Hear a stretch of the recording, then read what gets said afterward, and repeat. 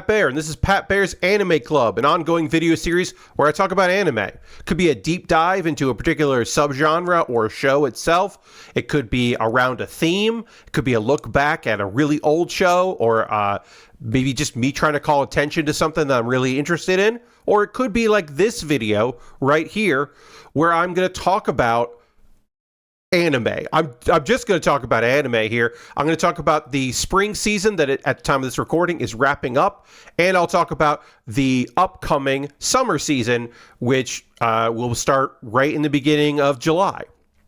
If you're watching this video on my YouTube channel, this was recorded live on Twitch, and so I was referring to chat, which you cannot see because I don't have it on the overlay or anything like that, but I will occasionally be noticing what people in chat are saying about the shows that I'm talking about. I don't watch every show that's out there. I'm not Jeff from Mother's Basement. I'm not here watching the first 2 or 3 episodes of every show. So there's plenty of stuff I haven't seen a single bit of because it was based on a mobile video game that's not released in the United States, and I was like, oh, that doesn't seem good. Like Compass 2.0. I don't know anything about that. I didn't watch it. I don't know. I should also say I'm using AnyChart here, so if you see like ratings, you can see some ratings show up in places. That's just the users that decided they wanted to rank it or rate it. I don't bother with that. It's sometimes a good judge of something. Like if something's at 90% and I've never checked it out, maybe I should. Or if it's like 15 or 20%, I'm like, okay, well, maybe that's really bad. I need to see that kind of thing. But I usually don't go by it as a guide for myself. But just so you know what's going on with those numbers. Like people seem to not really like this one. But I haven't seen it and I don't know. And you're going to hear that a lot from me. A ninja and assassin under one roof. So it turns out this is a girls doing things show. I didn't know that. By the name, by the art, and by the description that I read, I was sure that this was a harem show. I thought this might be a guy. I didn't know based on this small photo. I thought this might be a guy, and this might be it's a ninja, an assassin, and a robot girl, and a bunch of other things, and they all like the same guy. It's not that. It's just a bunch of girls that hang out. It doesn't seem particularly good, but it does seem silly. It seems very silly and very goofy. So it's on my list of things that I might check out in the future. That list isn't super long, but there are a few things on there. And you might be saying, Pat, do you ever actually watch any of those shows? And the answer is yes. We'll talk about one in the leftovers, shows that started last season and are continuing this season, about a show that I did not watch when it first aired, but people were like, you will really like this, and then they were right. So we'll talk about that later. One other thing, I'm sorry I didn't say, AnyChart handles things a little odd in my opinion. So all the shows that we're going to go through here in alphabetical order are shows that aired in Japan on Japanese television. Any show that only aired on a streamer or was on a streamer first, like Amazon Prime or Netflix, those are considered OVAs or OAVs or OADs, and those are at the bottom. So there will be some shows that you're like, what? Wait, what about that one? We'll get to them. Don't worry about it. It's just, that's how they list things. They should just list all of them. But, when this website started, there weren't a lot of those things. And so it was easy just to keep those, OAVs and ONAs like separate. So that's the difference. That's why that's like that. Aharon-san Wakaranai Season 2. It's more Aharon-san. And that's good. This is a season where we had several shows that were just follow-ups, and it was just more of the thing you like. And that's not a bad thing. I will say that shows that are based on a manga often, in my opinion, have the problem that the manga has, which is there's a story, a big story they want to tell, and that's 11 to 13 episodes worth of material. Move around, you add some stuff, you fill out the roster with things, whatever you want to do. And then it's just, well, we're going to keep going. And some shows have arcs. Some manga have arcs. They have highs and lows, and they're building towards a thing. And other shows are just like, oh, we got a second season, huh? Well, the manga just has more fun stuff because at a certain point, a lot of manga is just hoping you'll buy the next issue. You know, they got a month to get another one out there, and they're not trying to tell necessarily a big story. And sometimes that works out fine. I would say Haran-san wa Hakaranai Season 2 is like introduction of some new characters that works really well. It's more of the stuff you like. If you didn't like the first season, don't watch the second one. If you thought the first season was a really fun, will they, won't they, oh, that doesn't matter because this is a comedy more than it's a romance, you're going to get more of that. Cute, fun characters interacting. The lovable dumb guy is even more lovable and even more dumb, and he is prone to misunderstanding situations. She's still quiet and weird. Her younger sister is still bigger than her, which is weird and fun. It's a good time. I will say I did not watch a single second of Anne Shirley, which is Anne of Green Gables. It's a new adaptation of Anne of Green Gables. Look, there's this thing that happens in Japanese animation where they every once in a while decide that some kind of classic literature needs another anime, needs another animation, you know? Sometimes that's Sherlock Holmes, and sometimes that's Anne of Green Gables. It's like every once in a while they're like, yeah, we got to do another one of these. Is it good? I have no idea. I just didn't want to watch it. I know some people were like, well, Pat, you like a lot of girls doing things, so you should like this one. And I was like, I don't know about that. Also, it's a 2-core. So if it turns out that I'm wrong and this shit rules, I got another season to find out. So we'll check back later. Maybe, this is the one that, it's going to show up in leftovers in the summer season. And I'll say the same thing.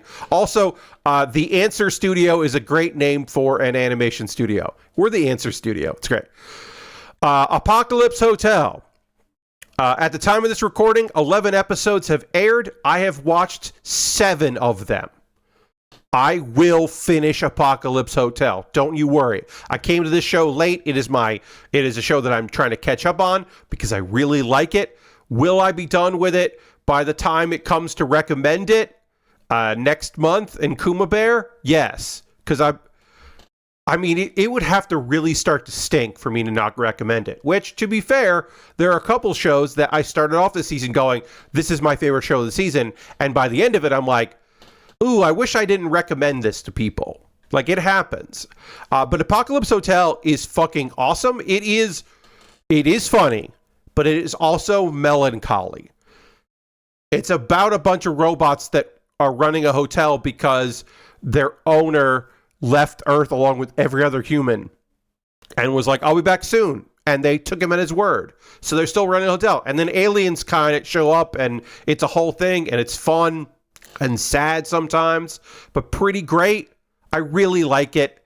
I think it's just really solid. And again, it is funny, but also like a little heavy here and there. It's a good show. You should check it out. I have not watched this arc in Black Butler. Black Butler returned a couple of years ago. They're doing more Black Butler. Congratulations to Black Butler fans. I hear that you're eating well, but that's not for me. Bye Bye Earth Season 2. 10 episode second season. Mjan says, never been a better time for Black Butler. Yeah, it seems like it's a good continuation of it. I know that people have been pretty psyched about it coming back. So I didn't watch the first season of Bye Bye Earth, so I didn't watch the second season of Bye Bye Earth. It just didn't appeal to me. It's cool they got a second season. I'll say that. Can a boy-girl friendship survive? I bounced off this show a couple episodes in because there's nothing about it that's particularly great. and it's just kind of there. Because the answer is yes. Like, yeah, so what are we doing here? It's got a love triangle. It's fine. I don't know. I think JC staff, this is kind of wasted on them. I think they're better than this. It is what it is. If you told me this was your favorite show of the season, I would understand, because that, you know, people like romantic comedies. Totally. You know, I do as well. Just this one didn't really hit me. I only gave it 3 episodes. Maybe it would have grown on me, but right now, nah. Catch Me at the Ballpark. This is the first show that I have finished this season. I finished hours before this recording. I finished episode 12. This is not for everyone. I get that. Some people don't like the teasing Garu kind of character as a main character. Some people don't like a situation comedy where the romance is between a staff member of a location and then somebody who is there as as a patron of that place. They don't like that kind of romance. Totally understand that. It's sweet, and also the romance is not an important part of the story. The teasing is important, but it's really just about all the characters. Like, yes, there are main characters, but there's also the mascot and the English, the American players that are there, and the wife of one player, and the girlfriend of another player, and the families that come by, and the other employees of the park. It's really lovely and fun about, like, people who find themselves at a minor league baseball stadium, and the highs and lows of that. It's really comical and silly and fun. I really do like it a lot. If you wanted more romance, then this might not be it. But if you were worried about the romance, I would say this is totally fine to watch. It's there, but it's not important. It's a good time. I really did enjoy Catch Me at the Ballpark. I did not watch this show because it was not picked up by anyone. So I did not pick it up. When I started reading it, before I got to the tags, I was like, oh, I do not want to watch a show about a student-teacher relationship. Well, it's a student-teacher detective relationship. It is not a romantic relationship, and that's kind of interesting. Tokyo in 1948, and there's mysteries afoot. I was like, that's kind of neat. I didn't end up watching this because, like I said, wasn't available. I did read on a site that some people in the industry that are closer in the industry than I am think that this is going to get picked up and released all at once, because those do happen now and again. But I don't have that information, officially. But yeah, that seemed kind of neat. Nobody picked it up. I did not watch Classic Stars. I almost never, I should say, watch shows that are just a bunch of teens playing music. I did watch one of them this season, but that had that more to it than just this. But yeah, this did not seem something I wanted to watch, so I didn't. Fire Force Season 3. I mean, it's been a little while between Season 2 and Season 3. If you've never seen Fire Force, it's really great, asterisk. There's an asterisk, and there's a deal breaker. I had a friend of mine during Season 1 of the show got rightfully annoyed with me because I didn't tell her that there were some deal breakers in this show, and there are. It is a show about another good boy with the mean mug who's just trying his fucking best. There's a cool cast of characters, a deep plot, lots of sadness, lots of lightheartedness, great animation. Each season has been phenomenal. There's a black sporting character whose hair is not embarrassing, and he has tattoos, but they are culturally appropriate. And it's good. And I was like, oh, that's nice. That's cool. There's stuff to really love about this series. There's also a character who is unlucky in the fact that her clothes, some of her clothes, her outer layers of clothes, come off all the time. And that's the comic relief of it. And I will say, for the most part, women in Fire Force don't get to be particularly cool. They sometimes can be pretty awesome, occasionally. But often they are just girls who are in love or in friendship, respect for the main character. And they do not feel full-fledged and really there. It's not like in some shows, there are female characters that are like, this should be the lead of this show. And they are like, Black Clover has a bunch of ladies that could just be the main character in their own show. That's not the case in Fire Force. These are supporting characters. And that's a real bummer. And again, the joke of it is that she has bad luck and it's clothing based is really bad. It's just really bad. It ain't good. Anyway, this season was strong. This was a strong third season. I'm glad they got the third season in. Shit was really popping off towards the end. I think I wish this was a 2-core. I wish it had been a little slower, but still good. Food for the Soul rules. It's so good. Oh, it's so great. If you like fun girls doing things shows, this is a great one of those. This is such a good girls doing things. This is ladies who are like in college or university, I guess I should say, and they just like want to have fun with each other. They don't seem like they seem like high school students. Like they just moved to university, but they seem like high school students. There is some great interpersonal dynamics. These characters feel full-fledged and they have their own things going on. It is also about the awkwardness of just trying to get by and relate to people, which it shares with a couple other shows this season. This, I've said it before. Watch my previous video, Pat Baer's Anime Club, where I talked about we are blessed with so many good girls doing things shows this season. It was a blessing. And this was one of the better ones. So yeah, check out Food for the Soul. PA Works fucking knows how to make anime food look good. They did a great job with it. From Old Country Bumpkin to Master Swordsman is really good trash. When I say trash, there are different kinds of trash anime. Trash could also mean mid in this case. It's a very good mid show. It is a great show to just have on, to not really particularly care about, to enjoy the cool fight scenes and the good character designs and all the money they spent on animation. The fact that it's very clear that there are people on the anime staff that really care about getting the sword stances correct. A guy I follow on TikTok who has made his brand I Talk About Swords. This is like one of the only anime, like people were like, you should check out this anime, and he was rating the swords, the compositions and the stances and all that, and he was just like, it's really booby, but there's a lot of good stuff going on. And that's true.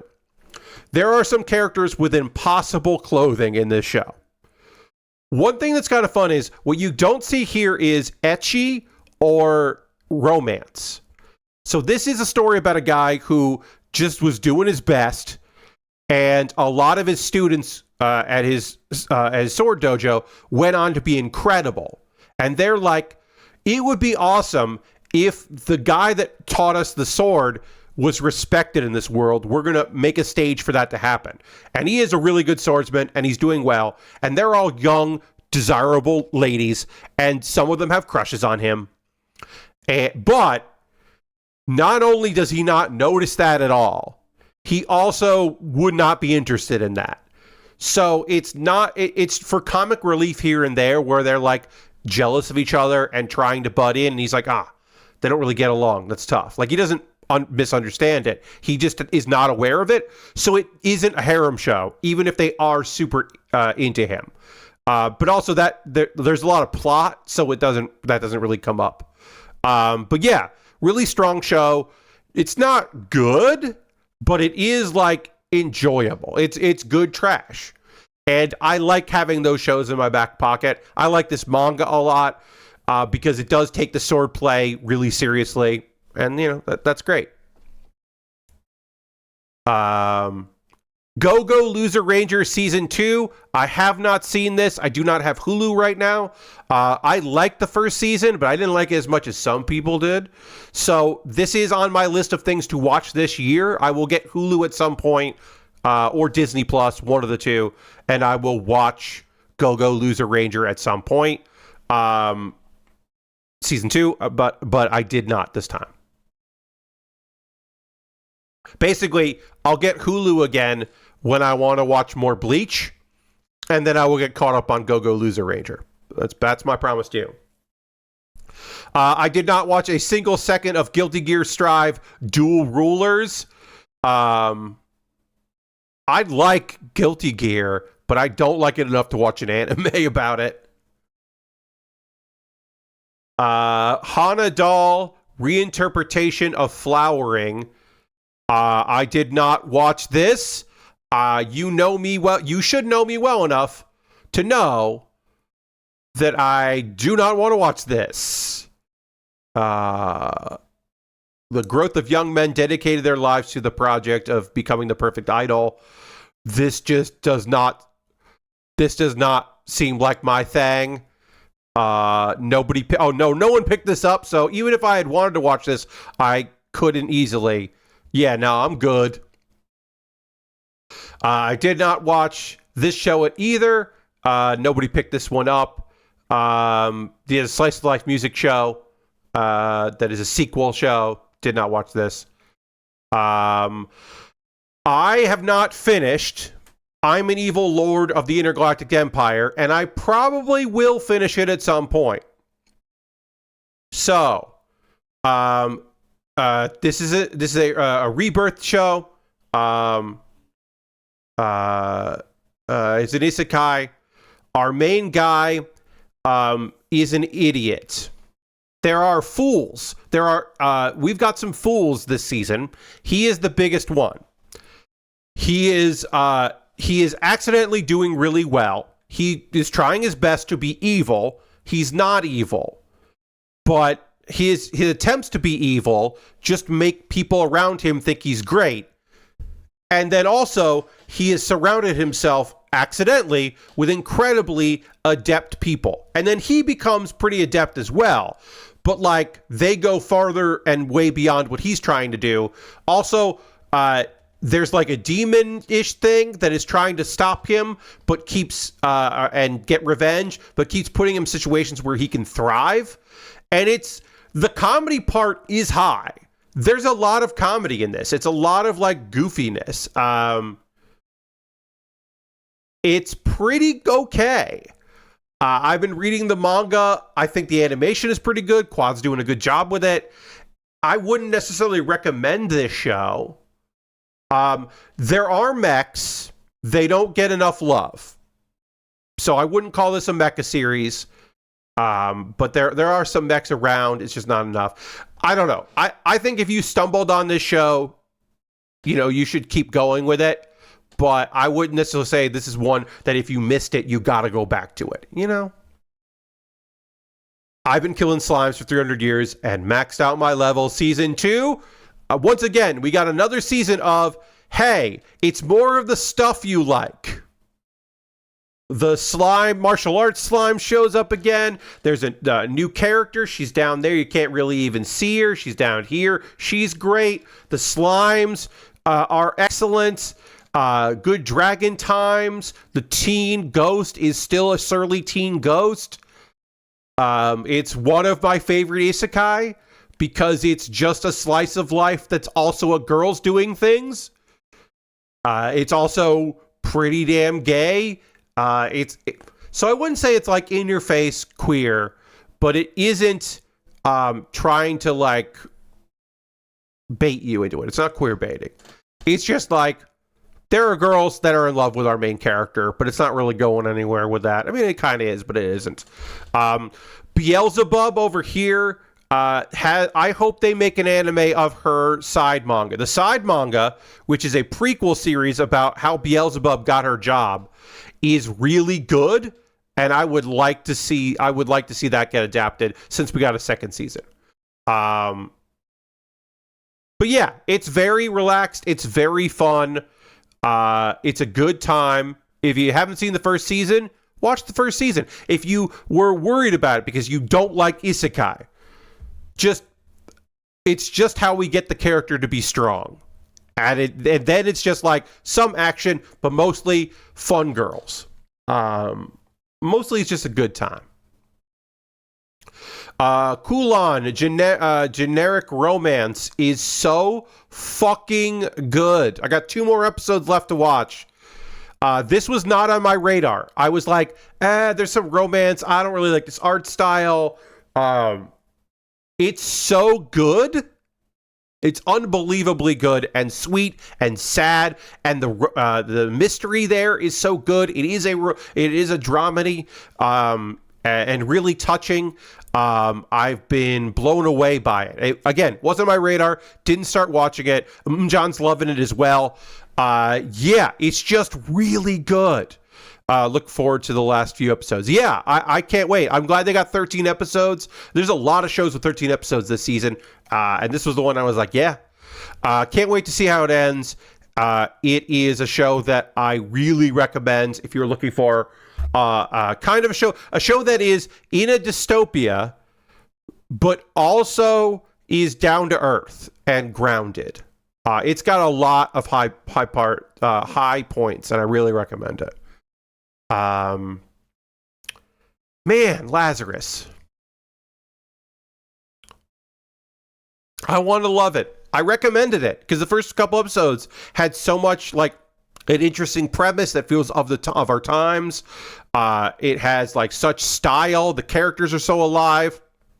The action sequences are the best. Nobody else is coming close to Lazarus as far as action goes this season. They clearly, everyone working on this show understands fight choreography really well. And then the budget went to that. It also kind of sucks. Like it's kind of flat, and the characters are just still in episode 11, still archetypes. I would say the character that has gotten the most depth is involved in one of my least favorite tropes in all of anime and all of media. Let's be clear. The surprising, shocking queer reveal because it is part of a tragic queer romance. One of the characters is queer, and we only find out as part of a tragic moments that don't feel earned, that don't move anything forward, that is just there from some pathos, and it is trite, and it is shit. And it really soured me on this show. Am I going to watch episode 12 and 13? Yes. Is Popcorn Wizard still an incredible name for a hacker in the show? Yes. Do I want to find out what's going on with Dr. Skinner and see if they can save the day? Kind of, yeah. Yeah. Do I want to know what's going on more with Abel? Yeah, probably. I'm going to finish it. I'm not hate finishing it. But I am not loving this show as much as I used to. And I'm starting to wonder if I should stop doing my anime recommendation videos. Maybe all right. We're not changing anything that we're doing here, but I am adding a video idea for a future Pat Bear's Anime Club called Recommendations I Regret. And I'm going to go through a bunch of my seasonal recommendations, because those seasonal recommendations come in 3 or 4 episodes into a show. And I'm going to go back through a few of them and pick out the ones that I most regret recommending. I think that's a good idea for a video. So there you go. I found a video idea for a future episode. Let's see. I did not watch this show. another music show. It looked kind of fun, but it didn't really strike my fancy. I got one music show I'm watching this season, and that's kind of all I can go for, which is like I said, sports and music are kind of my least favorite. And I already did a romantic comedy show that became a sports anime for one whole episode, and it was fucking great. So I'm trying. I did not watch any of this. There's only 5 episodes of this, and it didn't air anywhere, and I don't know what it is. Miru Watashi no Mirai. Okay, yeah. Oh, I do know about this. That's right. It does have some stuff that is related to other anime. Uh, Look, it has some Gundam references in it. And it's made by a bunch of studios. Okay. Yeah, I don't know how I would watch this, so I haven't seen it. But I do remember looking at that before. G-Quarks, Mobile Suit Gundam G-Quarks is episode 11, just aired at the time of this recording. Episode 12 is coming out next week. I'm really hoping that we get Swerve next week and they announce season 2, which is just episode 13. I'm really hoping that next week is not wrapping this show up. Now, episode 11, no spoilers because it just came out today, does go places. And I'm not mad about the fact that it goes places. I also regret recommending this show to people. Now, I have been a bit of a hater of this particular Gundam series because I don't like the mech design. In motion, I like it better than I like the static mechs. There are a couple that I think do stand out, a couple plays on some traditional Gunpla or Gundam stuff that I'm like, okay, that's pretty cool. But for the most part, this show just feels incredibly rushed. And it does feel like you have to do homework, which I'm not opposed to. I feel bad for the people that came in with G-Witch. If you came in from G-Witch, I think you're having a bad time.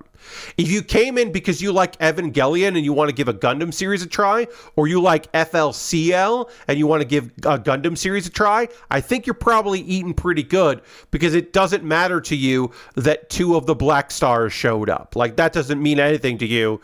They were just characters in that one episode and it's fine.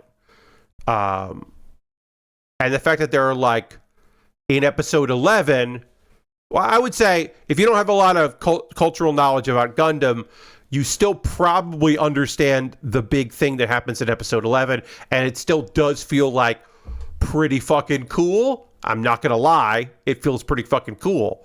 But overall, I'm like, if this episode or show, I should say, ends on episode 12, and they don't reveal, oh, psych, it's a 2-core. Second season is coming, in the fall. I'm going to be a little disappointed. I'll be honest. I'll be a little disappointed. Mono is really cute and really fun. You should watch it. Again, at time of this recording, 10 episodes into it. It is 2 high school clubs that are both looking like they're going to have to dissolve, join forces. And they, so the Cinephile Club happens, or Cinephoto Club, I should say, happens. The photography and the movie appreciation come on together. They learn about real technology. They go on adventures. It's a bunch of fun girls. I would say that Food of the Soul does a better job with the individual members of the group, whereas this one is kind of more about the discoveries and our main character and doesn't focus enough, in my opinion, on the other members of the group, but it's still really fun and really cute. And it's a great girls doing things show. As I said, we ate very well this season for those. I'm going to drink a little water here. My Hero Academia, Vigilantes, I am behind on. I am a little burned out on My Hero, and we're getting the final season coming, which is just a bunch of big fight scenes, and then I think the epilogue will be, I think they're going to animate the epilogue. But yeah, I don't know. I haven't finished this. I think it's good. I haven't finished the manga of Vigilantes. It is the subsidiary of Bones doing it. I think they're doing a good job with it. I'm not unhappy with it. I will eventually finish this. It's on my list of things to finish. I just haven't. Once Upon a Witch's Death. I have not watched the 12th at the time of this recording. I have not watched the 12th episode, but I will be watching the 12th episode tomorrow. I can tell you that I am worried about the 12th episode. I have not read the light novel. I do not know what happens in this show. Whoops, pardon me. Clicked the wrong thing there. So I am not sure I know exactly what's coming in the future, but I will say that I really like it.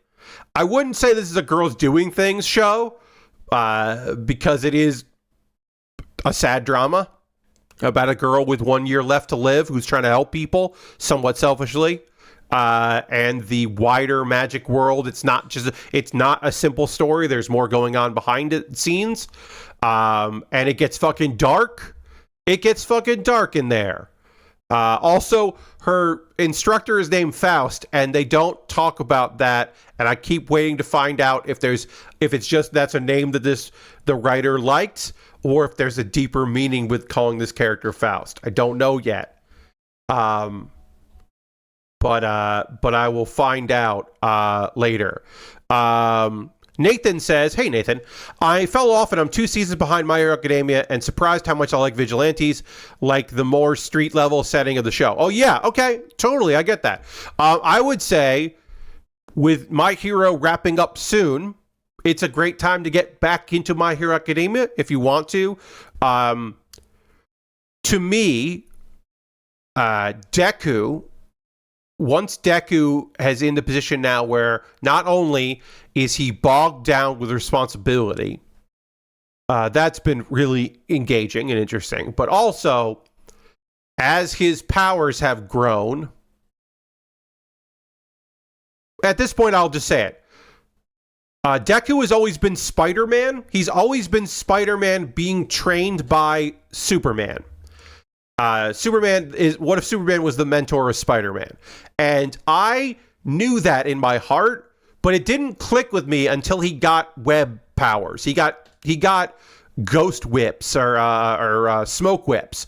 Once Deku got smoke whips and he started moving around like Spider-Man, I was like, oh shit, Deku is fucking Spider-Man being trained by obviously All Might being Superman. And then it was just like, oh, yeah, I fucking love this show, huh?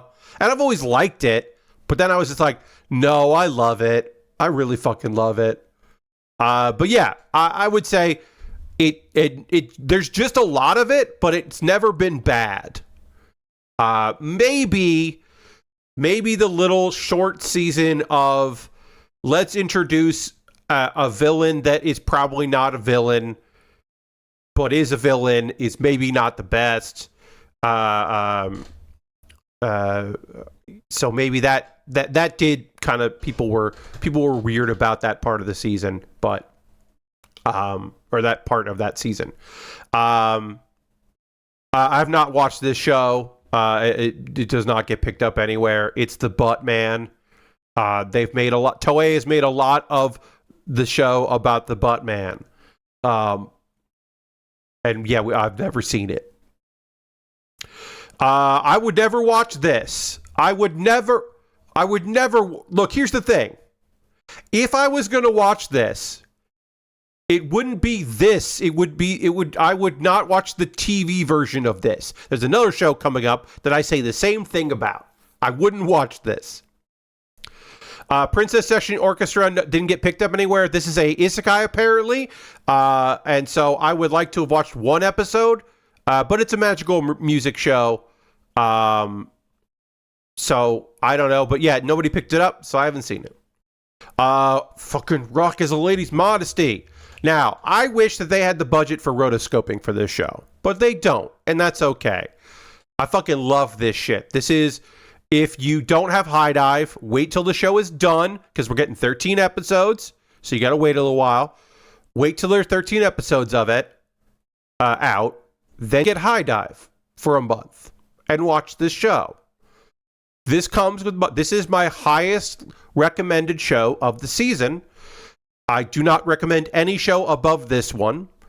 This is one that I stand behind when I said this might be the show of the season. It is a show about music and about girls. It is a girls doing things, even though it's a drama, because it is about cool ladies, young ladies trying to be their actual better selves and their real selves in a climate where they can't be their real selves. And also, music is the key. Music is a weapon. Music is the answer. And sometimes you rock so hard that it's pretty fucking gay. This show is very gay and very good in its very gayness. It is like a battle anime where they're playing against each other, the competitiveness of each other, outdoing each other, supporting one another. It's wild, and I really fucking love it. You might be able to tell. Rock is a Lady's Modesty is an easy recommendation for me. Fucking watch it. I'm so glad we're getting 13 episodes. I've never read the manga. I don't generally read manga or light novels about music shows because I'd rather hear the music. But yeah, this one fucking whips ass.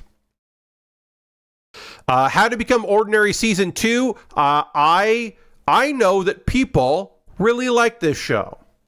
The mangaka made a show that I really like. I bounced right off Season 1. I do not like these characters. I did not like the problems they were trying to solve. I did not care about this at all. So Soshimin Himin, How to Become Ordinary Season 2, did not watch it because I didn't like Season 1.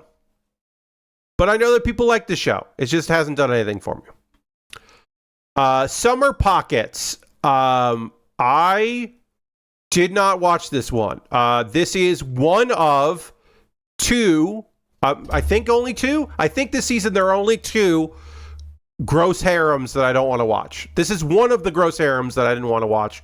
I believe there's only one other. There might be more.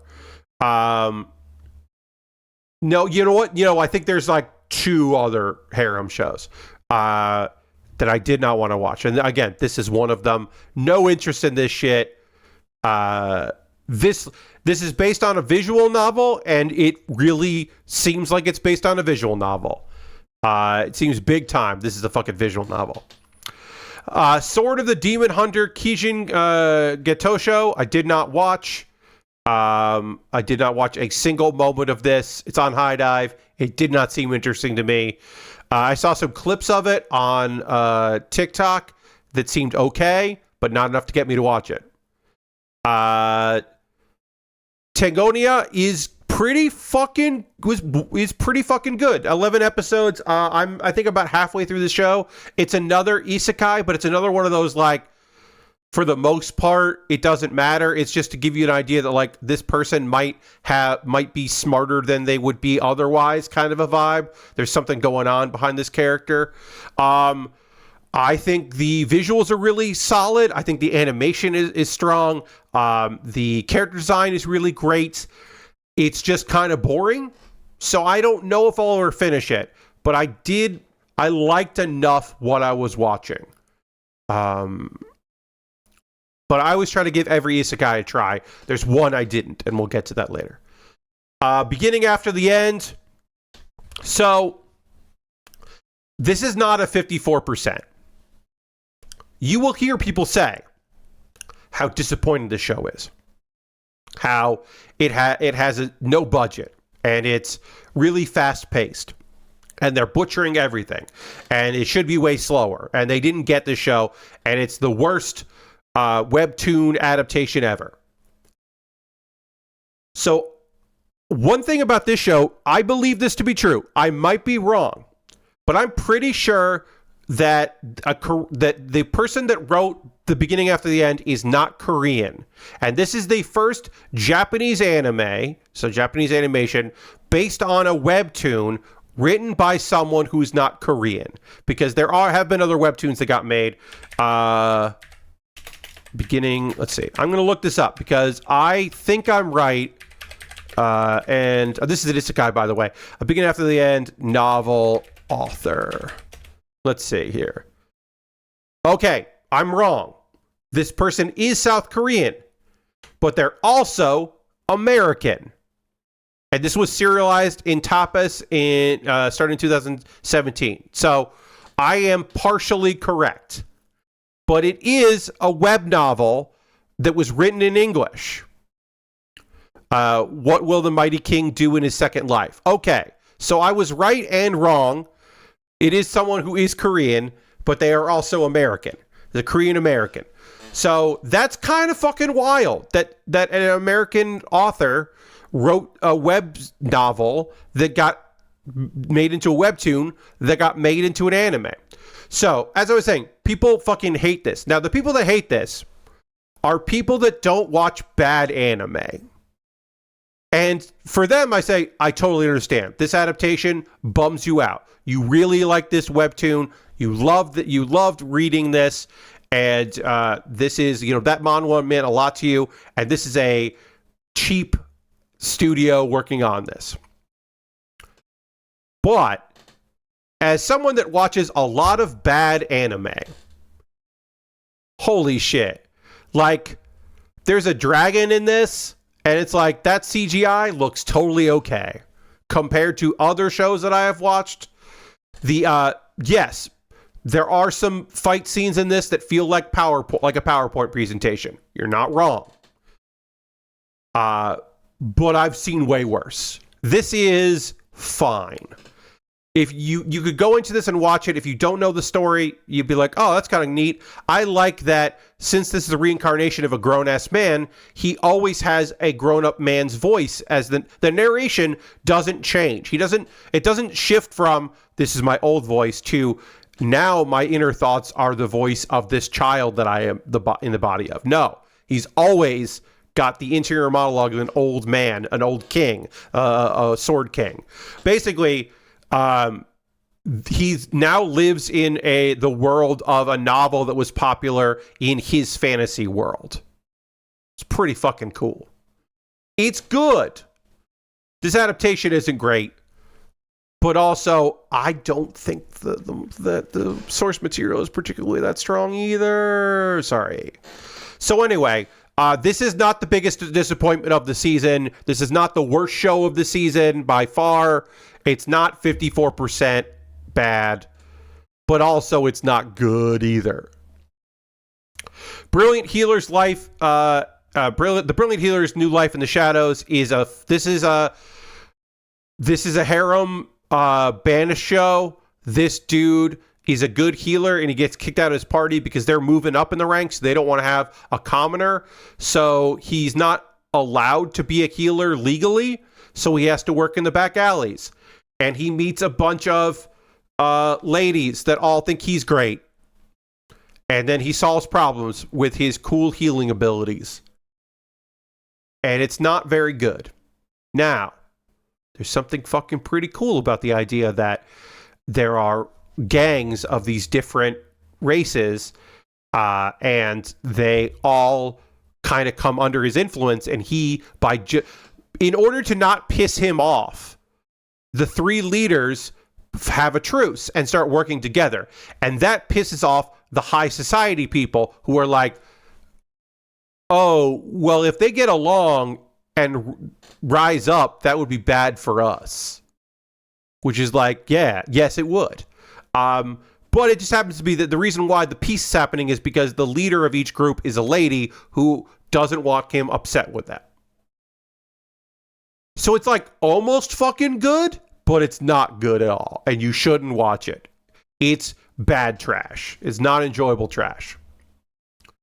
Also, the main love interest is someone that he rescues and that decides to work for him. And of course, she is also a slave. And I almost didn't bring it up, but I feel like I might have accidentally convinced somebody to watch it. And I wanted to make sure that I didn't. Oofed. The Dinner Table Detective. It's so rare for me to look at a show by Madhouse and go, no, thank you. Madhouse does phenomenal work. They're a great studio. I've liked way more of their stuff than I've disliked. But I looked at this I looked at the trailer for this, I read the description, and I was like, nah, I'm good. This was on my list of, if people that I know start talking about a show, maybe I'll check it out. That did not happen this time. The Gorilla God's Go-To Girl is another show that you should watch if you like okay anime. If you were looking for a very perfectly okay anime, you should check out the Gorilla God's Go-To Girl. The manga is very fun as well. This show did have a budget. It is a romance show where it is a main character is way stronger than she should be. She was blessed with the gorilla god, and she is very unhappy with that because she does not want to be a knight, and she does not want to be the center of attention, but she meets some really good dudes, and they all immediately are just like, you're great, and we like you. There's a couple shows like that this season. This is one of them. This is a totally enjoyable, perfectly fun show. Again, is it the best show this season? No. But if you're looking for a good show to watch, like a good show, yeah, Gorilla God's Go-To Girl. It's also a fun show to say. So I do recommend it. It ain't the best show this season, but it's fun. I did not watch this show. Fuck this show. Fuck the very idea of this show. I hate it. It is a show where a bunch of siblings find out that they are not related. And so they all want to date, all the sisters want to date the brother. None of these characters that look different from each other are related. Surprise. I don't know why I would watch this, and I didn't watch this. Dogakobo, you can do better. This did not get picked up by anyone. I wish it had, because I think I would like to watch this show, because it seems very cute. So an alien shows up and wants to learn about the world. Why wasn't this picked up? It seems very cute and fun. I would like to watch this legally. I would like to watch this on a streaming service that I pay money to watch stuff on. I can't do that. It's rude. It's capital R rude. I'd like to watch this one. Yuchin Mumu. I want to see it. It looks cute as hell. I did not watch Cinderella Grey. I do not watch the... I have not watched this. It did not seem like something I wanted to see. I have not watched any of the anime based on the video games about horse girls. But I am led to believe that in this season, there is a scene where one of the horse girls picks up a phone, and it's an old-timey rotary phone, and the mouthpiece and the earpiece are really elongated because the ears are up here. And that is attention to detail that I can respect, even if I don't want to watch that show. I respect the fact that they have that attention to detail. That's a good bit of business. Windbreaker Season 2 is more goddamn motherfucking Windbreaker. If you liked Windbreaker Season 1, guess what? You get more of that shit, and it's fucking good. There's some new characters that show up, some older characters, plenty of good fight scenes. There is a queer character that is not fucking awful. They introduced a character that wants to wear dresses, and maybe this person is transvestite, maybe they are trans. We don't really know what's going on, but they like wearing clothes, they like wearing makeup, they like wearing dresses, and they their wishes are respected by the very young and heterosexual men of this show. There is a lot of punching and philosophy. Again, it's more of the shit that I liked in the first season. Cloverworks did a real good job with this one. Yeah. This is the description of the first season, basically. But yeah, Bofrin still rules.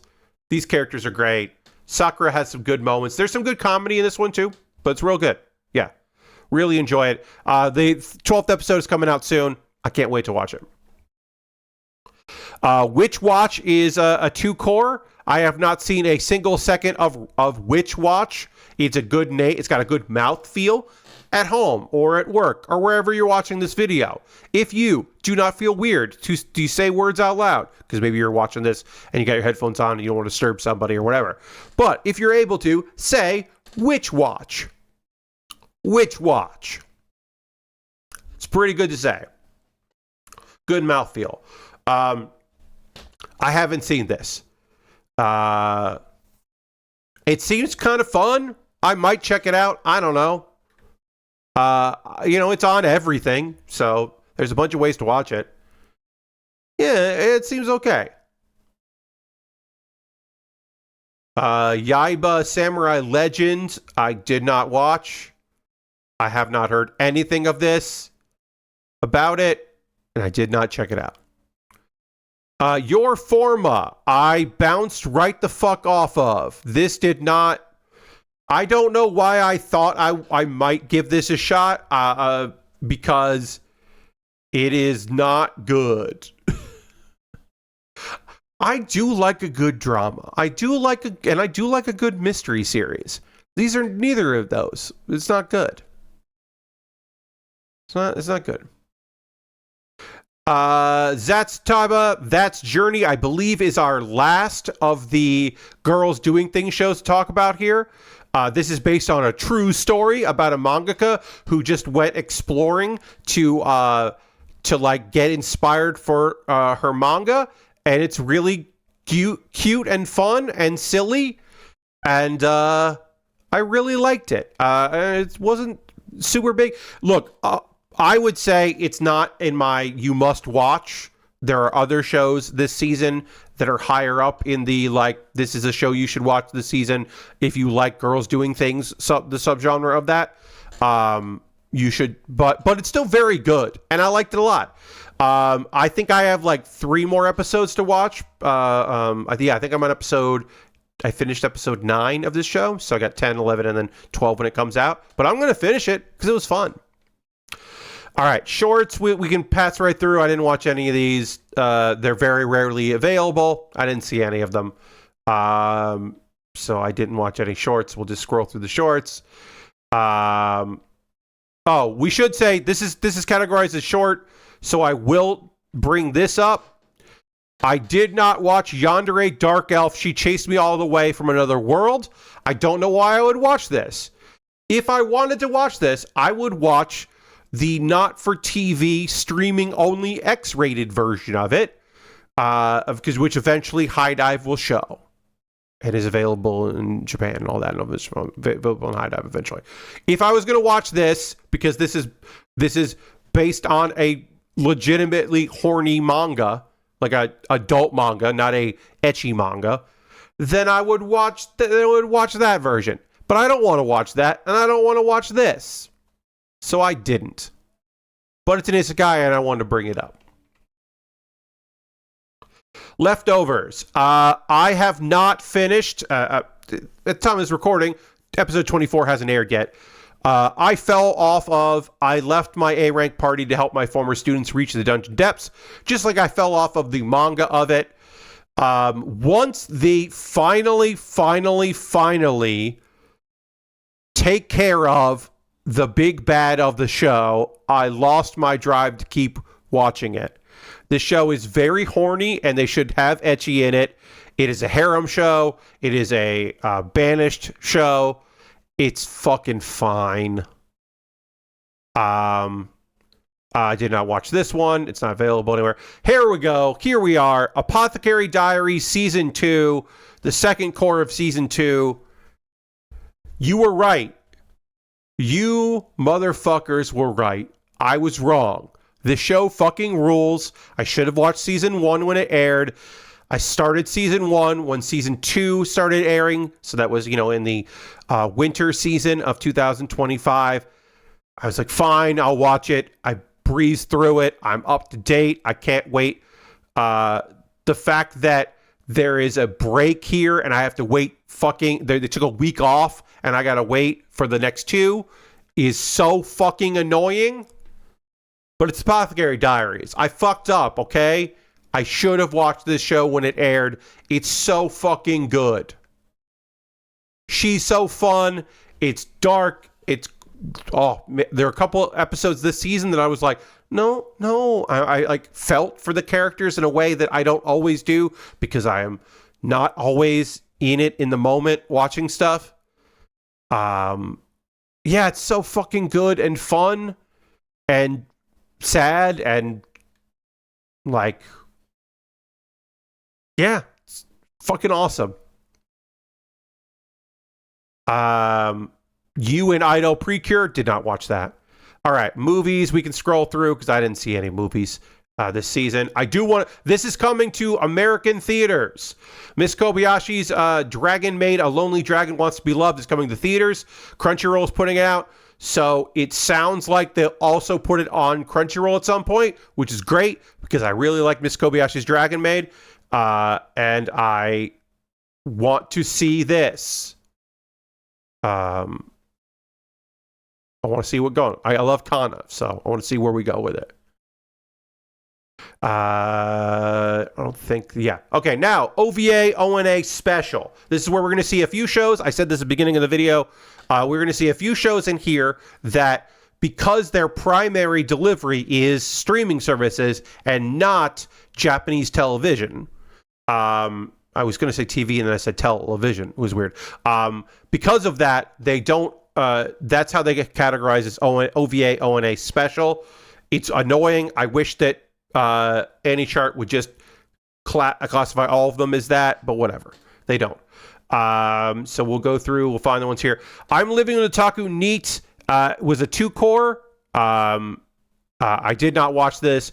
This is the one that I thought a ninja and an assassin living under one roof. I thought it was just this show, but that's a different show. Oh yeah, the mini for Altair. Kurisu One Piece was 5 episodes and it was really good and fun. I really liked it. They just really like One Piece and it's cute as hell. I didn't watch this because I have not watched Konosuba in a very long time. I don't particularly like the show, so I didn't watch it. I did watch this. Turns out I like this way more than I like Recoil, the actual show.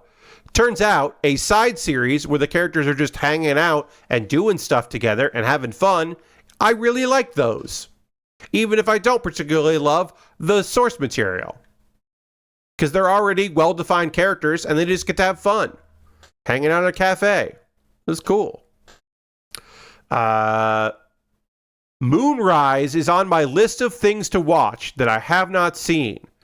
I have heard mixed things about Moonrise, but a couple friends of mine really liked it.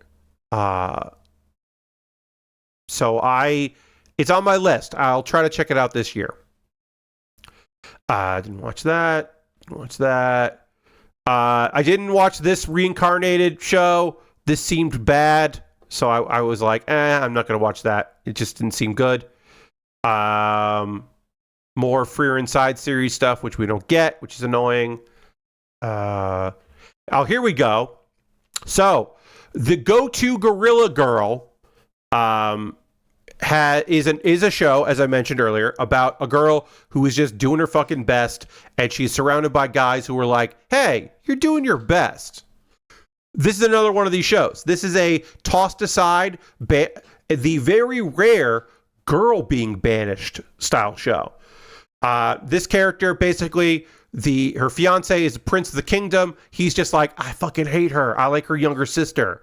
And her parents are like, yeah, we hate her too. So she gets sold off to another kingdom.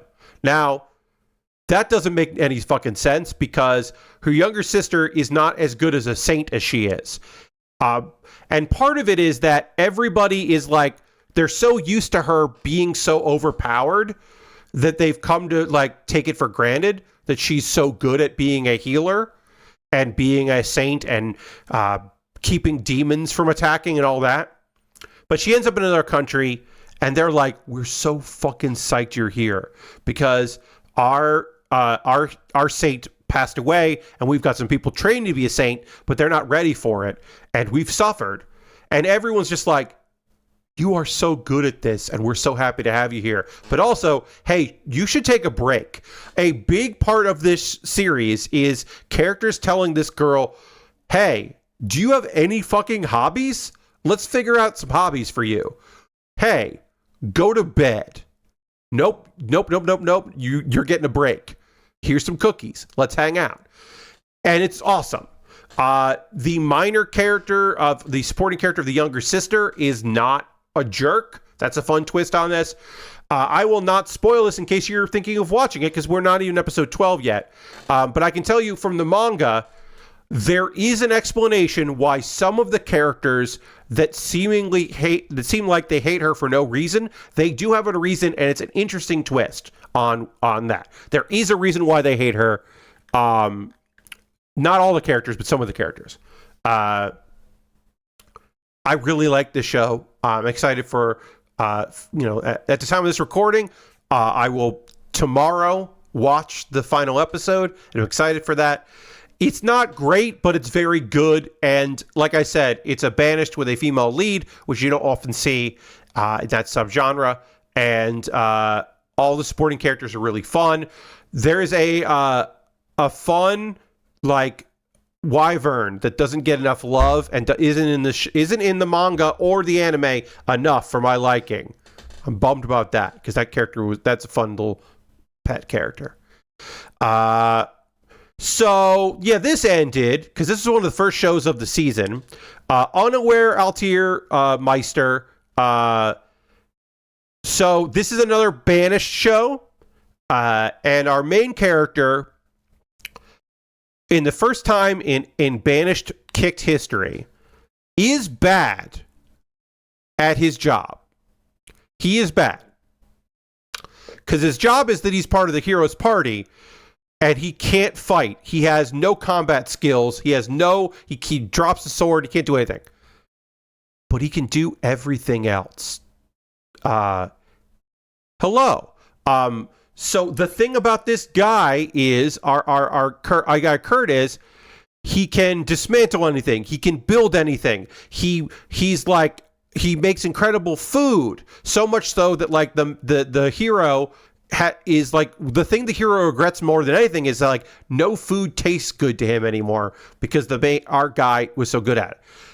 The thing is that Kurt does not think he is good at anything, and he is comically unaware of how powerful he is.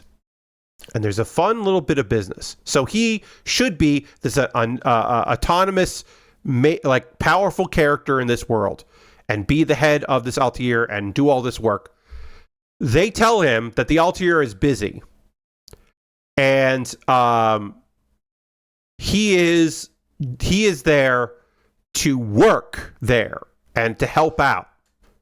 Because every other character, supporting character, the girl that discovered his talents, the princess, the various characters that are in love with him, clearly, but the girl who was cursed, and he made porridge for her so good that it cleansed her curse, and he doesn't know that. They understand that this dude would never accept this job because he doesn't think highly of himself. So they just tell him he's got hired to work there. And he does. He goes on it. There's a mysterious girl, as Dirty says. He's apparently very old. And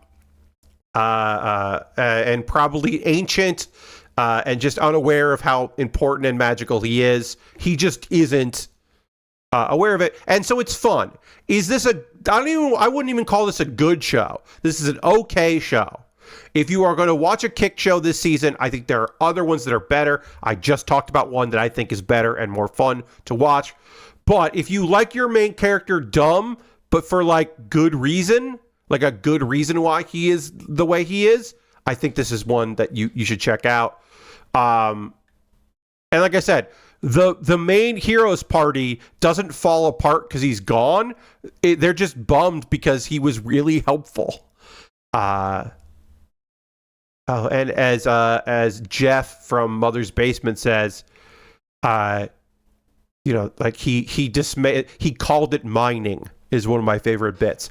He dismantles a bunch of monsters because he was treating it like he was mining materials. Because he doesn't have fighting skills, but he does have dismantling skills. I think it's fun. We're getting 14 episodes of this Transformers show, but it's not coming out over here because kid anime doesn't necessarily get translated. Unless there's a tie-in with like a video game. See that. Some side little mini things, and that's it. Okay. So that only took an hour and 20 minutes. We are ahead of, unfortunately, traditional schedule. Jushin, I did talk about this on this video there. I did go through it, and I said I did not watch it. I do not know why I would watch it. That is not something I'm interested in, that show. So I did not watch Please Put It On. That's just not the kind of show that I watch. So yeah, no, I did not see it. But yeah, did mention there, yeah. Yeah, I mean, like, look, every once in a while, there's a show that comes out that makes me go, hey, why would you want to watch the dumbed down, diluted version of that? Like, who would want to watch this? Because like I said, there's a couple shows this season that I'm like, if I was going to watch it, it wouldn't be the version that can air on Japanese TV. Like, what?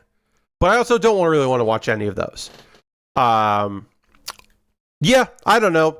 Sometimes some weird shit comes out. And then sometimes that weird shit gets picked up. And High Dive has been known to pick up some horny-ass, weird, creepy shows. They'll do that. And every once in a while, there's a show that is so horny that they're like, oh, fuck, we shouldn't have picked this one up. We're sorry. Every once in a while. Very rarely, they're like, ah, shit. This one was too far. Our bad. But yeah, no, I mean, yeah, that's not a thing I wanted to watch. All right, so we're going to jump now. Now that I've done thank God that the review did not take 2 hours, but now we have the preview, which will take some time. As I mentioned at the beginning of this recording and the beginning of this stream, we are a little ways out here. We're going to go alphabetical through some stuff. Some shows are a week away or a week and a half away. Some shows are 2 weeks, 3 weeks away. So some of these shows we'll be able to see, like, doesn't have an English name, isn't picked up. Some will get picked up. I'm going to say at the time of this recording a lot in this part of the video. Some of these shows will get picked up, and they will be, because Crunchyroll doesn't list every show. Or High Dive sometimes forgets something. Or some shows get picked up like 2 weeks into the season. It just happens. I don't necessarily think this one is going to be one of those. It's a murder mystery, whodunit, called 99. That is based on a visual novel. Now, visual novels have a dedicated fan base. So if this does not get picked up by anybody and you really want to watch it, you'll be able to. This is the second season of A Couple of Cuckoos. I do not think that this is a particularly good show, but I know some people that really liked it. The first season came out when there were a lot of other romantic comedies, and I think that some of those were way stronger, so I didn't watch this one. But it is continuing adventures, and this is what I often say about shows where there's a second season or a third season, and I'm not particularly interested in the show. I am happy for fans of that show that they get more of the thing they liked, and I hope that this season is good for them. And that's all I can really say about that. I hope it's great, and I hope it's what you're looking for if you like the first season. Arknights Rise from the Ember is a sequel to another Arknights show. I don't know anything about these Arknights shows. I think this the third one? This might be the third one. But yeah, I don't know shit about this Arknight stuff. Beyond Kokoro to You, I mean, this is a new series for this. I kind of know what this magical boy show is. Studio Dean is putting it out, and they put out some real clunkers. I will come back to this. I might be into this. This might be good. Might end up being pretty good. Oh yeah, Bushiman Gachi Fighter. I am probably not gonna fucking watch this one. I started reading this manga. And I was like, no thanks. I think I'm good. And yeah, it's an isekai. So I'm kind of honor bound to at least investigate. But very little about this show seems appealing to me. So I probably won't watch it. But I might watch like the first episode. This will get picked up because it's an isekai, and like when do isekais that are not about like magical girls or music girls? Those are the isekais that don't get picked up. But this one probably will. Call of the Night Season 2. Now, I did not love every moment of Call of the Night. I kind of tapered off my because I started off just fucking vibing with it. This show is so gorgeous. The color palette of the night, like this show understands the appeal of staying up all night in a city. It's gorgeous to look at. I think the story is fine. Like I need to prove to you what love is, and that I can be in love with you. I'm a teen that certainly doesn't fucking understand that at all, and you're a vampire. And am I actually a human at this point? And I think this season is a lot more of like, hey, am I actually a human? What's going on? Yeah. I'm gonna watch it. I have High Dive. I liked the first season a lot, even if it did become... I went from loving it to liking it a lot, you know? I'm going to check it out. Card Fight, no thank you. City the Animation, you bet your fucking ass I'm gonna watch this one. I already have Amazon Prime. I'm fucking ready for this shit. Can you... There are a few shows this season that I am fucking hyped for, and one of them is City the Animation. It's just gonna be a fucking goofy ass slice of life. Just like, look at these characters here. Look at all these people. Like, you get the sense of it. You get the vibe of it. Like, the trailer is wacky as shit. It's just going to be a weird, fun show that I can't wait to watch. I'm hyped. Yeah, it's going to be on Prime, and I'm going to fucking watch it. Cleavidus does not look particularly interesting to me. I don't think I want to watch this. Yeah. Look, there's something kind of fun about the guy that destroys all of humanity, then has to raise a kid. It's kind of fun, but like, I don't know. Look, this is a show that if friends of mine start raving about it, I will check it out, but like it doesn't necessarily appeal to me. Dan Season 2, I have been able to avoid spoilers of the first couple episodes that were released as a movie, so I will keep watching this. I think that ending the first season with the cliffhanger of more assault on the character that gets gotten assaulted, and that's how you start the fucking show, is a choice that I don't necessarily think is great. But I think Dandadan is a really well done show. I think Science Saru doesn't miss. And I want to see more of it. Even if I was like, about how they cliffhanged it. The Earthbound Mole. Who won't die because I was banned from the afterlife. Huh.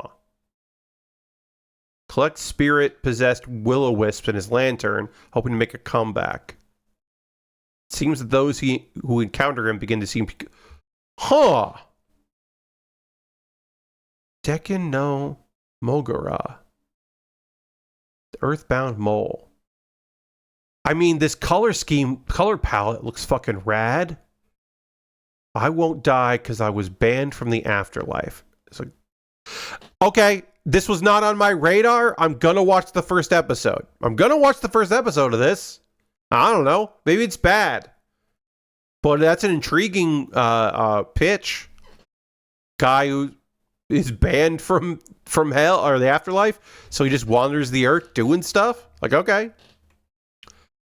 Dr. Stone Science Future Part 2, which is the sequel to Science Future. This is the second half of the 4th season. We're almost there, folks. We are almost there. It has not been announced. It's on Crunchyroll. It's going to fucking be on Crunchyroll. Come on, it's going to be on Crunchyroll. It'd be weird if it wasn't. It's going to be on Crunchyroll.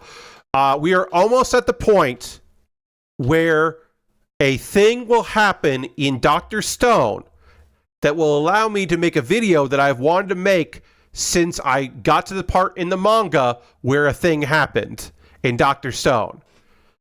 I can't wait to fucking, with spoilers, of course, in that video, talk about this thing. I can't wait. We're almost there, folks. I think I'll have to go through this half of the season to find out if that's where we are. But, holy shit. There's a thing in Dr. Stone that I can't wait to talk about. It's Dr. Stone. I don't know. If you haven't watched it, I think it's pretty fucking great. And we're getting more of it. Second half of the 4th season. Ferment, no real. Okay, is it a cooking show? No. Mathematics and scholarship holder, private academy. I don't know. For some reason, okay, yes, okay. Culinary project. I'm like, well, this is a cooking show. This is definitely a cooking show. Or a show about cooking. International Mathematical Olympiad. Okay. Catering business with future hope for these two geniuses. How do their paths are intertwined with each other? No, I think I'm okay. I think I'm good. I do like the idea of he's a math guy and something happened to him. He runs a catering business. Okay. Sure. I don't know. Maybe it's great, but I don't know. Oh, yeah, we got fucking Food Court. We got this Food Court anime. Crunchyroll's got to fucking pick this shit up. Or High Dive. Someone's got to pick this shit up. I want to watch this. I hope someone does. It looks very fun. These two girls share a passion for hanging out at the food court and talking to one another. Is this show gay? I don't know. Is this show queer baiting? It might be. But it looks fucking fun and cute. I want to watch it. I hope someone... I'm hoping that Crunchyroll picks this up. I feel like it will. It was kind of cute when I was reading some of it. Says Ghost Valve. Well, good, yeah. Yeah, this seems just like fun. I hope someone picks this up. There's a comedy romance show. Young man works part-time at a game center arcade. An English girl named Lily, and they trade diaries and become unlike the friendship of culture exchange. All right, that sounds cute. I could see this not getting picked up, but it sounds cute. I don't think I have any comedy, romance, I should say. I don't think I have any romance checked off this season, so yeah, if this gets picked up, I'll at least check it out. I'm hoping that there isn't like a weird big age gap. I'm a little worried about that. Also, it would be great if this girl was voiced by someone whose English did not sound like they were having such a hard time doing it. And that's such a big ask for Japan. But I'm still going to ask for it. If you have your main character is supposed to be from England, doesn't matter if they can speak Japanese, when they say some English words, it shouldn't sound weird. Please. They got a girl who's a Russian American to do the dub of the Flirts in Russian show. Anya Flirts in Russian or whatever. They got someone who speaks Russian to do that part in the dub, obviously not in the sub. Come on, please, please. Who knows? Maybe the show won't even, I'll never be able to watch it, but I don't know. Gachakuda, I did not like the manga of this, and I don't expect to watch the anime of it. So I don't expect to watch this. Bones Film is doing it. I like Bones, but I don't fucking know. This is probably a kid show. I imagine this is a kid show. Grand Blue Season 2. We're getting more Grand Blue. I thought Grand Blue was okay. It's more comedy than it is sports. I thought it was fine. I don't know if I'll watch Season 2 because there's a bunch of stuff this season that I want to watch, but I thought the first season was okay. Hell Teacher. This is a 2025 version of Hell Teacher. There's New Bay. The teacher, you got to protect the students.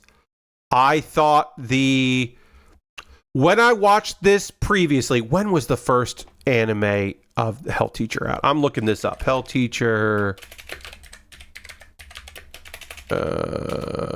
anime.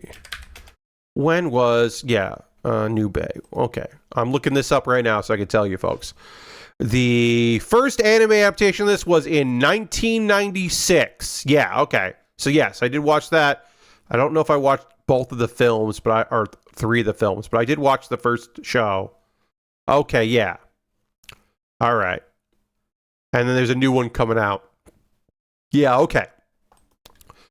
So when I watched this in the mid 90s, I was not as aware of a lot of the yokai, the Japanese monsters that were present in it. So maybe now I would appreciate it more. This is a weird remake. This is a weird thing to do again. Like, it's not even like the 30th anniversary of it. Well, it would be like the 30 by the time it gets to, because it was 96. I don't know. This is weird. Maybe it's the manga anniversary or something. I don't know. I know it was very popular. The manga was very popular. It kept getting reissued. So, I don't know. It's strange. This is a strange pickup. I don't know if anyone's going to actually get it, but yeah, it's interesting. Okay. I don't know if I'm going to watch this if it gets picked up by anybody. It's only 8 episodes, so I might not. I don't know. It's like short stories about a guy who likes drinking and he ends up hanging out with married ladies a lot. And I don't know if I'll watch it. Maybe when it's done, I'll go through and watch it if it gets picked up. Hotel Inhumans. Oh yeah, Hitman guests are welcomed. Yeah. I don't know. This is like the hotel in the John Wick series, the anime. It seems kind of cool. It's definitely going to be different from the previous anime about a hotel that I was, currently watching. You're just still working through Frieren? Well, enjoy. Frieren rules. It's so goddamn good. I love it so much. So enjoy your Frieren. So yeah, I mean, I might go and watch this. I'm not going to be watching I Was Reincarnated as a Seventh Prince, so I can take my time perfecting my magic ability season 2. I didn't love season 1. The art style of this, the way they chibi-fy the main character, I've always disliked. I don't like the art of this show.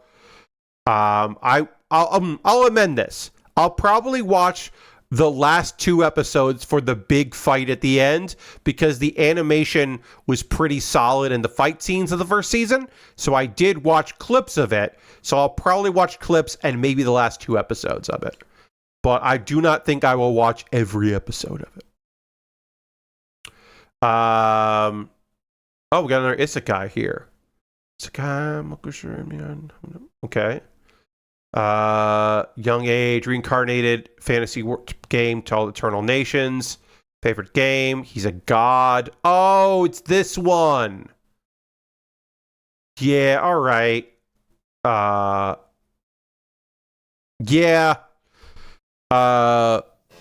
Is that Solo Camping for 2 coming out soon? I don't remember if that's coming out this season. We'll get to it. We'll see. I know that is coming out this year. I know that's this year. I don't know if it's summer or if it's going to be fall. But we'll come through here and we'll see. Yeah, I bounced off this manga pretty hard. I remember bouncing off of this, so I don't know if I'll watch this. But like I said, I do check out a lot of the isekai. It is my curse. Season 2 of Toilet Bound Hanako-kun. Apparently, people really like the first season of this show. I did not find it particularly funny or interesting, and I just think he's way too creepy. So I did not watch much of it. But yeah, we're getting more of that. We're doing it. It's happening. Boxo returns. Reborn as a Vending Machine Season 2. The isekai that I am honestly most excited for. I am not joking when I say Reborn as a Vending Machine is one of the best isekai of the 2020s. It is a postmodern isekai. It is a weird thing. It is of the similar thing of, reincarnated as a slime or reincarnated as the weird reincarnations, reincarnated as a dragon, like the weird ones, so I'm a spider, so what? The weird reincarnation ones, you would be surprised how human Boxo is, despite being a vending machine. It's a good show. I should say, if you haven't seen season 1 and you want to go back to season 1, there is an issue with the show, which is there's one episode that is really sad and it comes out of nowhere. There is a sad episode that's like, hey, what the fuck? What are you doing to me? It does not need to be in that. That show is really light. And then there's one episode that is like devastating. Came out of nowhere for me. More Kaiju number 8. I'm excited for that. Because I think season 1 was fucking great. I thought we were going to have to wait longer for more Kaiju. So I'm excited we're having that. Kamisubaki City under construction. Nah, I don't think so. So, 5 girls with voices that wield magic. I'm like, I think I'm okay. I think I'm all right. Karaoke Eco. There's only 4 episodes of this. I really hope that it gets picked up. 4 episode, 8 episode, those short order ones don't always get picked up. Maybe it'll be part of a package deal. This is just such a fun idea. A guy who has to do karaoke and he's just like, fuck, I don't want to do this. Oh, you do karaoke? Do it with me. And just like this weird friends who have to work with each other. So he's like, I need vocal lessons. I need help, but I'm going to have you hang out with me because you're a vocal coach. This is a fun premise. And it's like 4 episodes. Perfect. I hope someone picks this up. It's not coming out until July. I hope it gets picked up. That Doga Kobo has like some other shows and they get a package deal and it comes out with them. Oh wait, what was this one? Oh yeah. It's fucking Alan. Um, this is yeah, okay, so this is a guy who gets hired to be a private tutor. Um, and his subject is terrible. It just has no magic ability. Um, and so he kind of gets like roped into it because so there's like basically he should have passed his final. It's not, this is kind of a banished series because he does get like tricked into it. There's a lot of references to his the girl he's always been with, his childhood friend, and there's like something going on there. And this one seems cute. I've read the first couple chapters of the manga.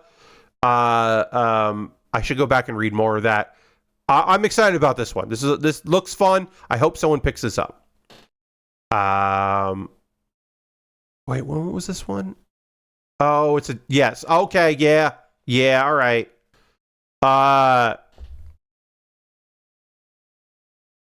It's that fucking Hodgman show. They made an anime of the Hodgman show. It's not exactly that. It's Encyclopedia Brown is now a guy as 35 basically. He was a genius high school detective because he was smart for a high school kid. He wasn't a genius, and now he's got to deal with some stuff. But then he meets a high school girl that wants to work with him. This is a fun premise. I don't know if I'm going to watch it, but it's a fun premise at least. I'll give it that. But yeah, it's like, what if you weren't a kid? What if a kid detective never got any smarter? Oh, I don't expect to watch this. Yeah, I don't think I'm gonna watch that.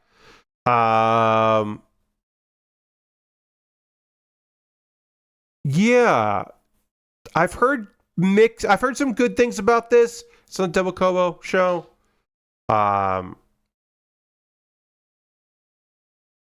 Yeah, I don't know. I don't know about that one. My Dress Up Darling Season 2. Once again, I say this with all sincerity in the world. Fans of the first season, you're eating well. I'm so glad you get a second season. Now, this show isn't bad by any stretch of the imagination. I'm just 45. And I kind of limit my horny high school shows that I watch. My shows that are horny, that have horny high school kids. Because there's nothing wrong with that, right? And actually, it's fucking refreshing that there are like young people that are like not these stilted, weird adults dressed, like pretending to be young people, that they feel like young, real, actual people. It's just that I'm 45. I'm going to be 45 in like a week. I'm going to be 45 soon. And so this is not the show for me. Now, if this show existed, at some point in the past, like came out in the 90s, I'd be all over it because I think cosplay rules. I just know that this is just not a show for me. I have aged out of this kind of show. Cosmic Horror Show. Necromantico Cosmic Horror Show seems kind of cool. But also like, no thanks. New panty stocking and garter belt. Can you fucking believe they're making another one of these? It's been so long. Trigger is putting out a new panty and garter and stocking and with garter belt. Considering how the fucking show ended, the idea that they're gonna, one, that it's taken this long to do more of it, and two, it is a sequel of the original, and Amazon getting it. Are they gonna ignore the last episode? Are they gonna wait and then be like, oh yeah, well this happened? What are they gonna fucking do? I have no idea. I'll be there for it. I am so surprised this is happening. Nukitashi the animation. Island of Everlasting Summer. Turns his younger sister. Death of their parents. Nah, I think I'm okay. Oh, hell yeah. Reverse is here.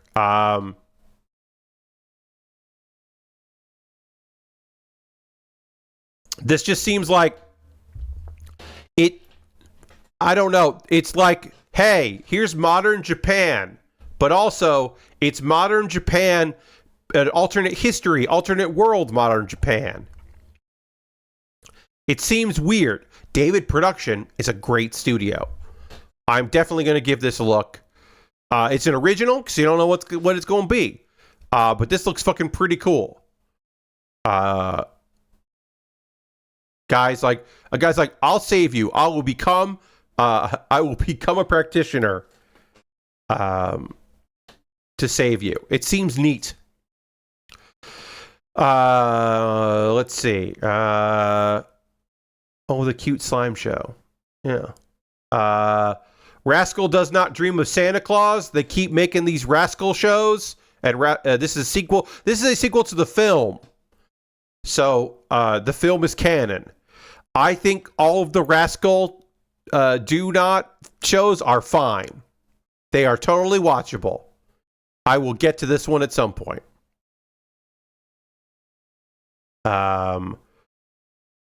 I will not be watching season 4 of Rent a Girlfriend. The children are wrong. I stand by this. This is a very popular series, and it shouldn't be because it's fucked. I don't think this shit's good. I think it's bad, actually. I think Rent a Girlfriend is a shitty show. And the fact that I'm 45, yeah, it doesn't mean I'm too old for this kind of thing. I just think it's bad. I'm too old for it, and it's bad. Reno Sekai. Ooh. Modern mineral collecting is a modern day treasure hunt. Mineral collect. Oh, I haven't heard of this. Focusing on specialized tools, panning. We're getting another Girls Doing Things show, and it's about mineral collecting. That's a thing I know nothing about and I don't care about, aka the best subject for one of these. That is an undeniable trait when it comes to Girls Doing Things, is the less I know about the subject, the more I like the thing. So I am amped for that. Like, I love the idea of, because I don't give a shit. So I'm psyched for that. That's great. Hope this gets picked up. Can't wait for that. That's great.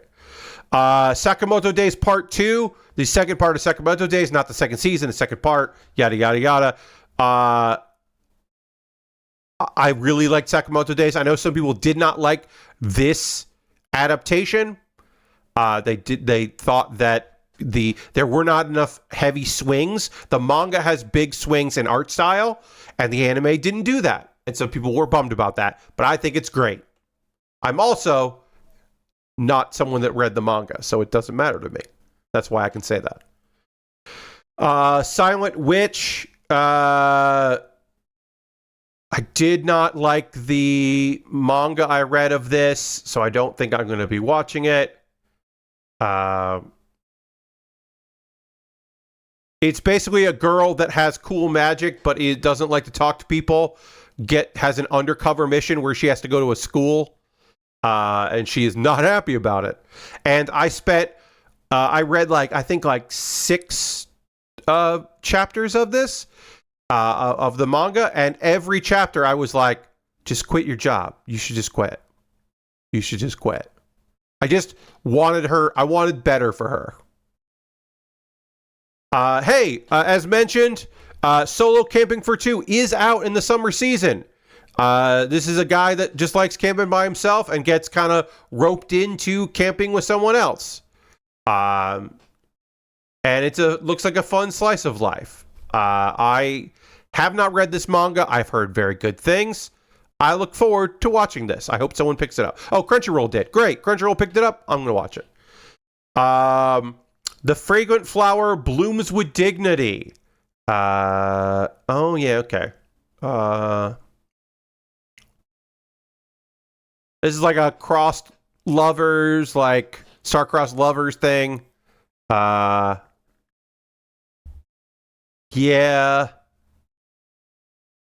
Eh.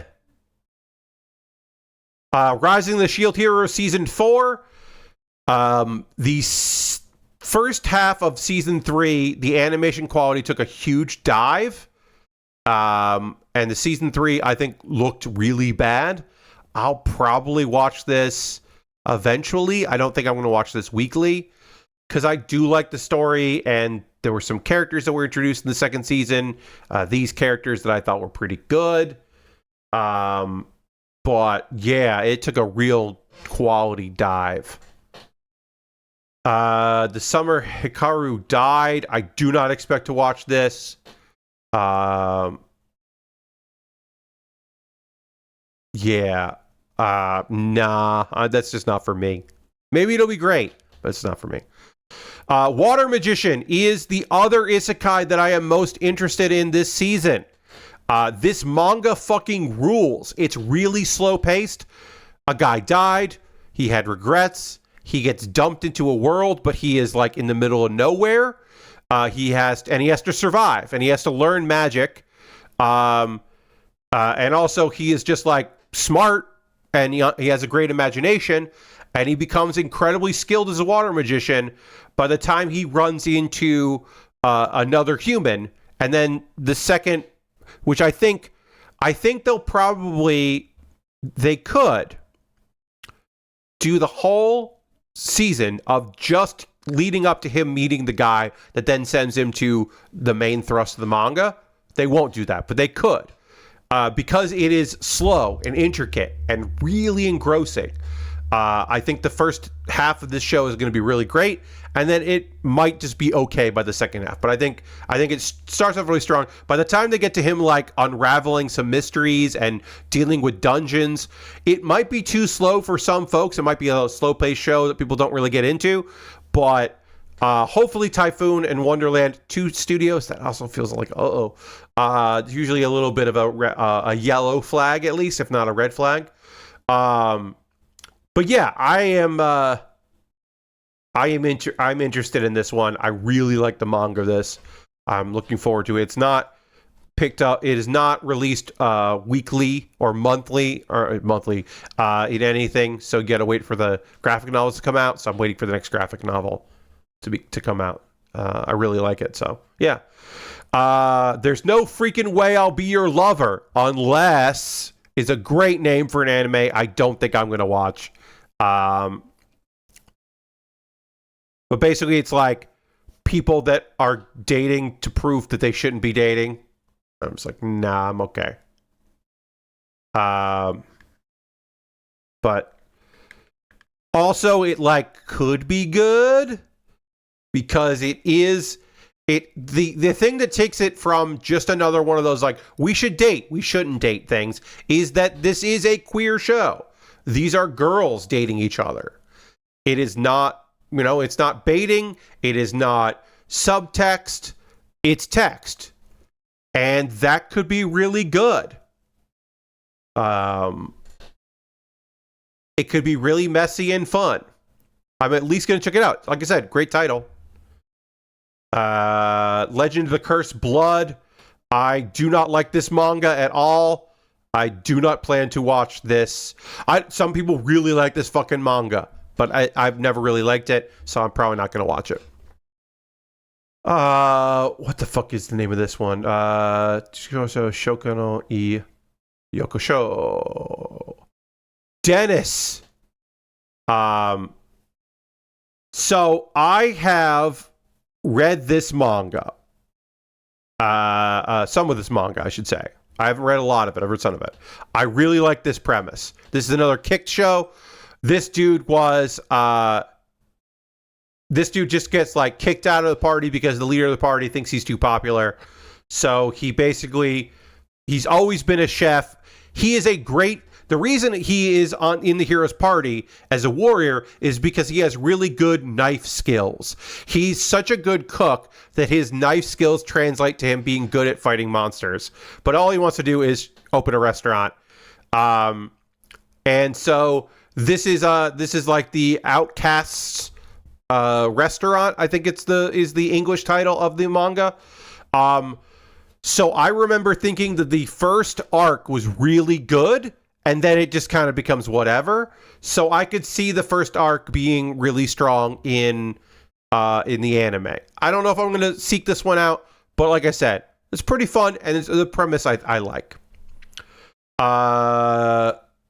Oh yeah, it's New Saga.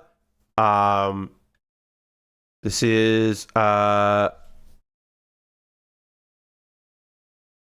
so this is a guy that does defeat the Demon Lord, but he goes back in time, and so he's going to defeat the Demon Lord better this time.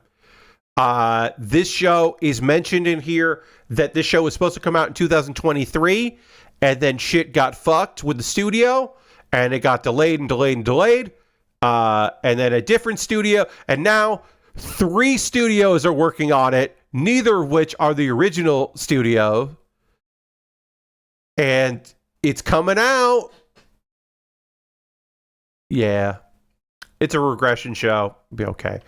We got a bowling show. Girls doing bowling. I will probably I might watch this.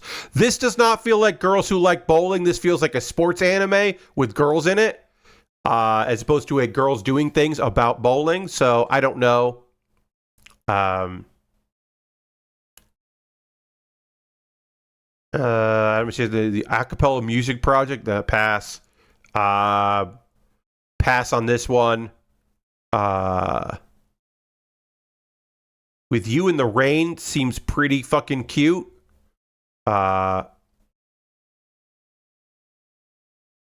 This is not a dog. That's a tanuki.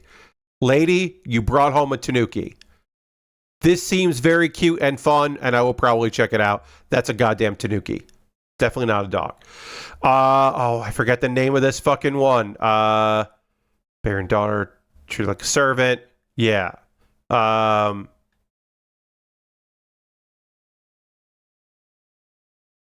Yeah, I'll probably watch it. The Tanuki manga was cute, says Ghostval. Yeah, this one looks fucking cute as hell.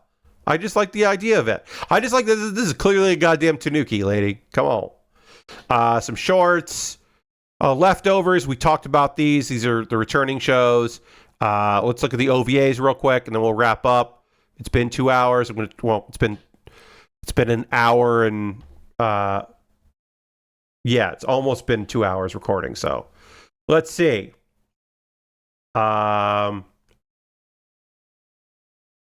Okay, well, yeah, we'll look through here, see if there's any shows picking in here that we want to watch. OVAs and ONAs. So these are shows that will air just on Netflix or something, or like Amazon Prime in Japan, that kind of thing.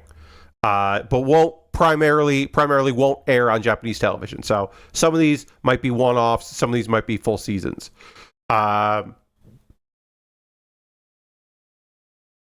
Okay. This is another show that might actually be queer. But the idea that someone's acting like a delinquent in order to get the attention of another girl, this could actually be a gay show. Seems kind of neat looking. Bullet is at least a fucking good name. Team of Thieves. It's going to be on Disney, so I will not see it. I just don't see a world where I get Disney Plus for a month. But it's a good name, Bullet. Oh yeah, the Hime. Yep, the princess show here. Suddenly joined a party with 3 beautiful women. Oh yeah, okay. So this is a show about a hero who the people joined. Okay, so originally he's going to air whenever. Okay. I gave up on this manga because I think the premise is pretty good, but the execution was bad, so maybe I'll like this. But yeah, this dude does not recognize that the girls in his party all want to kill him. And he's just psyched to have party members because he always thought it would be because he's too shy. But yeah, they all want to kill him for different reasons. It's kind of a funny premise. I don't think I'm going to watch it, but kind of funny. I do not like this art. of Leviathan. It's on Netflix. Disguised as a boy to serve as British airspace. I think I'm going to be okay. I think we... Wait. Oh, wait. That's a flying ship. That's a flying ship that looks like a whale. That's why... Is that the Leviathan? Ooh, that's kind of fucking cool. Okay, HMS Leviathan, a massive living airship made from genetically engineered creatures. Ah, fuck. Oh, I was saying this part, I was like, I'm good. And then we got to this part, and I'm like, shit. It's a flying fucking magic whale ship. I'll probably check out the first episode. Milky Subway, the Galaxy Limit Express.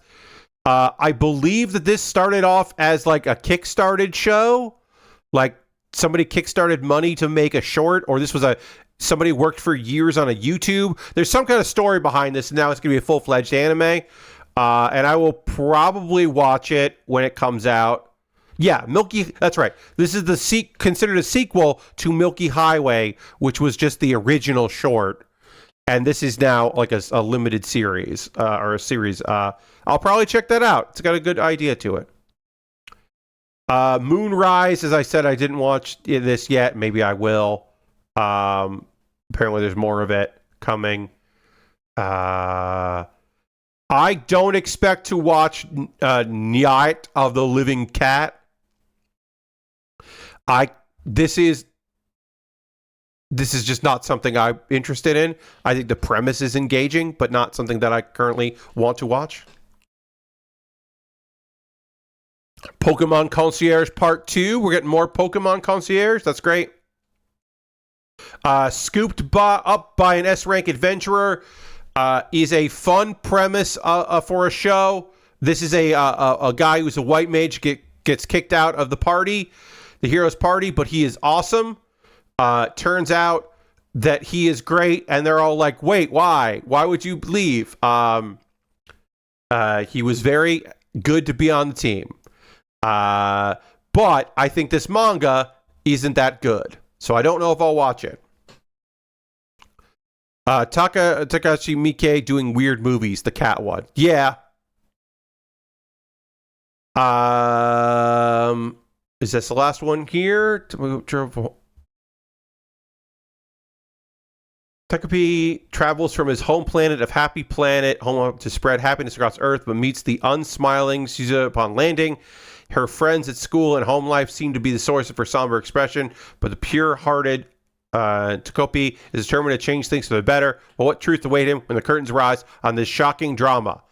Okay, you had me until, but what truths await on the curtain rise on the shocking drama? I love the idea of an alien who shows up and is like, hey, I'm going to make you happy. That's a fun premise, but I don't need this to be a psychological drama. No thanks. If this was a comedy, I'd be more on board. It's also 6 episodes, so we might not get it. What's up with this summer season and a bunch of like 6, 4, 8 episode shows? That's weird that we're getting so many of those this season. Very strange. Well, that's going to do it. I will do a proper outro for the stream, but for folks that are watching this video, in the comments below on this YouTube video, let me know, what was your favorite show from the spring season? What are you excited about this summer? What's got you hyped? Let me know in the comments. If you have ideas for future episodes of Pat Baer's Anime Club, let me know as well. I do know what I'm going to be doing at some point because we came up with an idea during this video, but I'd like to hear from you more of it. This video is now under 2 hours, so I'm very excited about that. Talk to you soon. Bye-bye.